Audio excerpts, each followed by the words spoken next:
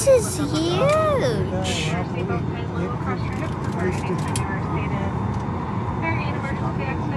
Okay, guys.